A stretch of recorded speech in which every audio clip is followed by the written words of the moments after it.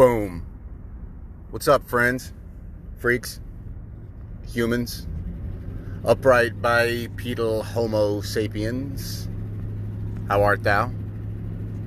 I trust that this Friday morning is treating you well. You hear that background noise? Yep, that's my muffler. That's the result of lack of maintenance on my vehicle. But ultimately, it's also the result of use. Sides. That's what we're going to talk about today. Sides. So, I've been watching, unfortunately, I've stepped back into social media for a time just to dig into what the current theme is. And that's all I can seem to see is sides. Your side of the street, my side of the street. It's really the same street.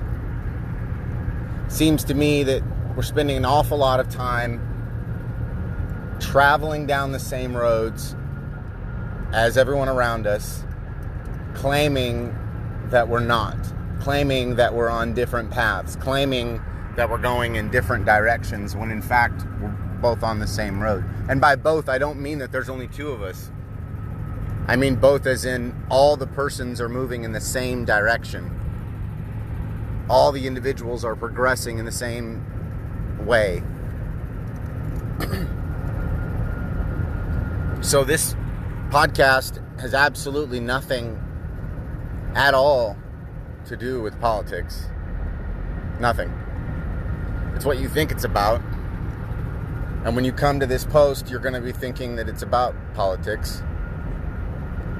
It's very little to do with politics at all, actually. It has much more to do with personal responsibility. Surprise, surprise. For some reason,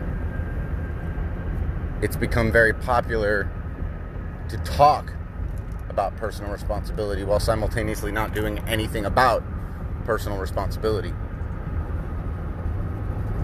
But it seems like the next logical step from personal responsibility is action. So when you see that you're messed up, you take an action, right? And so the problem, when you look at culture, when you look at society, when you look at an individual, when you look at a group, when you look at an organization, and you say that's a problem, boy, I wish there was a way to fix that problem. There is a way. It just requires individual personal responsibility of each individual person. And then action. And the problem, the challenge, the difficulty can be that the persons in the group, when confronted with the challenge of personal responsibility, they don't really know what to do. They don't know what that first step is. They don't know what it is to take personal responsibility. And I find that the ones that are the good eggs, the good folks, they just figure it out. They figure out personal responsibility quickly. As they mature and grow, as they grow up, as they learn, as they develop, they just get it. They just get it. But some people don't. Man, some people don't. I was one of those some peoples. I just didn't get it. I just couldn't figure it out for a long time. I was one of those people for a really, really long time that didn't understand what it means to take personal responsibility. Take ownership. Turn around and face what I've done. That's a really difficult thing to do. It's exceptionally scary to do. Taking personal responsibility is scary. It's scary because it means that taking personal responsibility means that you cannot make excuses for what you're doing. And that you take personal responsibility means that the excuses that you use to make what you're doing right or justifiable are garbage. You understand? I like to use the excuse, I can't do a podcast today because I'm busy. But for those of you that are concerned and you hear the motor in the background, I'm on a hands-free device. So no fear of safety in any capacity. But I thought, I have the opportunity to talk. I have the opportunity to communicate. Why am I making excuses? Perhaps I have something to add to the cosmos. Perhaps there's something that I could say that might enlighten my fellow man. Look, I'm grateful for the chance to be able to communicate in this fashion, in this way. It's I recognize how amazing it is that I can just click a button and be able to communicate with friends and family across the country, across the world. That's a big deal. And so I don't take that lightly. I don't take it lightly that I have the opportunity to be able to communicate with so many persons, and so I don't want to neglect that time. But even that awareness came as a result of personal responsibility. So in these debates, in these arguments, in these discussions that we're getting into, we have to ask ourselves why. Like, if we're going to take personal responsibility, we have to ask, why are we engaging in these arguments and fights? Do we really believe like they are efficacious? Do we really believe that we're going to change hearts and minds? Or do we just like engaging and debating? Do we like fighting? Do we like yelling at each other? Using all caps? Is that a good thing? Is it a bad thing? Seems to me like those kinds of questions are no-brainers. Like the responsible adults that I know, it seems, would say, well, that's not good to do. They would say that's bad to do. They would say it's probably best to not do that. They would say, let's not engage that way. The smart people I know, the mature people I know, would poke fun at the foolishness, as long as it wasn't about something that they were sensitive about. Because when they're sensitive about it, it becomes a problem. So then it seems like the answer is not to be so stinking sensitive. That's what it seems like the answer is. Don't let so much stuff bother you. That seems so simple. Seems so elementary. Seems so basic. Seems like something I've said before to myself. Seems like something somebody said to me. It seems like something you'd see in a meme. But yet it's so applicable to what's going on today. Just don't let so much stuff bother you. Seems super simple. So today can serve as the opportunity that you've been looking for. To come clean. To get it right. To figure it the hell out. How does that work? How does that work, Tim?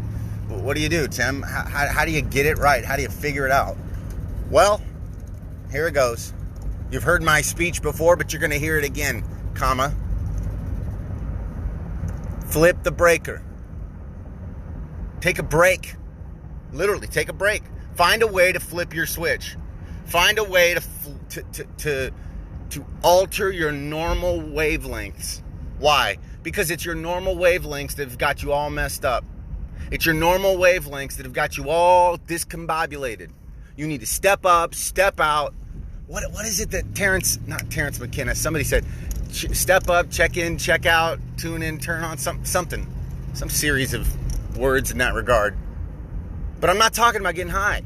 I mean, like, look, if that's your thing, man, do it, right? Whatever. But I'm talking about adjusting your wavelength. I grew up as a conservative Christian pastor kid kind of guy. My dad was a music minister.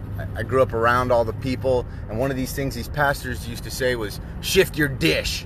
Now, I don't know what he meant when he said it. He was a kook. But I love that. I like that. It makes sense. Because you're receiving a signal, right? Shift what and where you're receiving that signal from. Change your wavelength. Now, for you, that might mean go sit in a sauna. For other persons, that might mean, don't consume a substance you normally consume for a period of time. Like sugar, or weed, or crack, or whatever it is you're not supposed to consume for a while. In some methods, they call it a dieta, a break, a pull away. For what? For preparation. For preparation for what? For being a better freaking person. For quit making excuses for being a bag of crap. For stop looking in the mirror and saying, it's okay, it's okay, it's okay. Look, I know that we love ourselves. We are really good at loving ourselves, but what we ought to do is love ourselves enough to take a step back and say we need to change. We need to take a step back and look at something different. See that the argument that we're against, the thing we're fighting against, it's the same side of the road. It's the same road. You're standing on one side, screaming at the other people, saying, where are you from? And the other people say, this side of the street. And then you say, wait, no, there's only one side of the street. It's this side of the street. Screw your side of the street.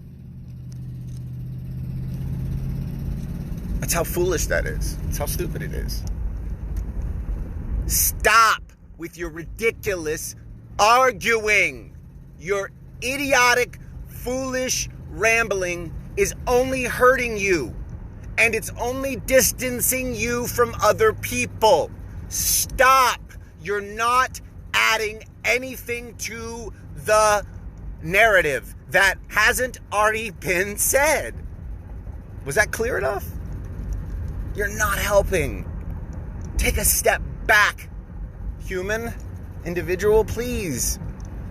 And if you're not a human and you're listening to this, well, okay. That's weird, but whatever.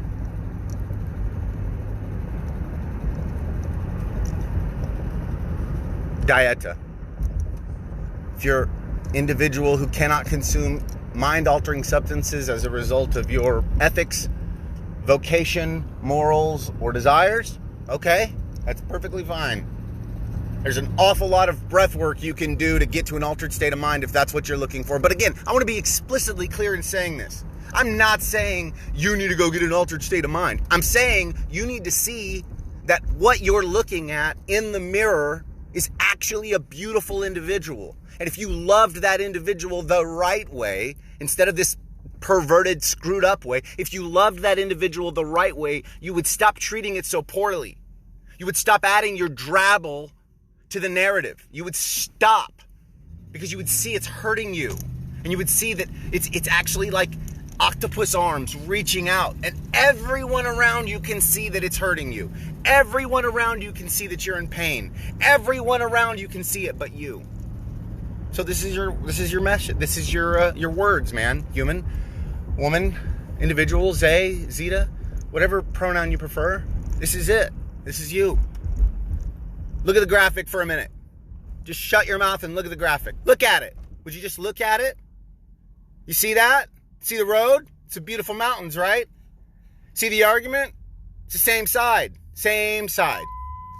We've got one side over here. We've got one side over there. But look at the road. It's the same road. Seems super simple, doesn't it? It's like, why is Tim having me look at this graphic? Why does Tim keep asking me to look? Why? Because it's so simple. Because it's so freaking simple. It's simple. Your willingness to give in to the pressure of anxiety is really it. That's it. That's the only thing that's going to stop you or allow you to feel the anxiety that's going on in this culture right now. Your willingness to give in. So have a strong will. Take a step back. Take a look. And see, man, I really need to stop sharing these inane memes. I really need to stop saying all this garbage I'm saying all the time. I need to stop. I don't have anything to add positively, and if I did, I would have already done it. Instead, I need to take a step back and meditate and breathe and go visit nature and be with my family and friends. That seems like a better decision, doesn't it? Look, they're going to do what they're going to do. And by they, you know what I mean. They're going to do it. They're going to do whatever they're going to do. It doesn't mean you have to do anything about it, add anything about it, say anything about it, share anything about it, talk anything about it. It doesn't help. Doesn't help. Doesn't help. Hurts you, hurts them, hurts the narrative, holds things back. Talk about mountains. Talk about something else. Talk about personal responsibility. Talk about why that dinging keeps happening in my car every time I stop. Talk about that one time you heard this pretentious jerk on Facebook talk about how you should change your life. Talk about that.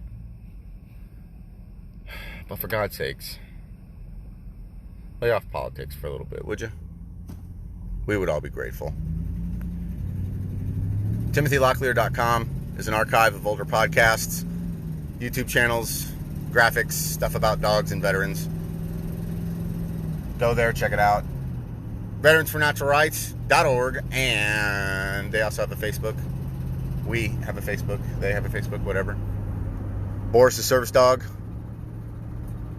Instagram, Facebook. Check it out.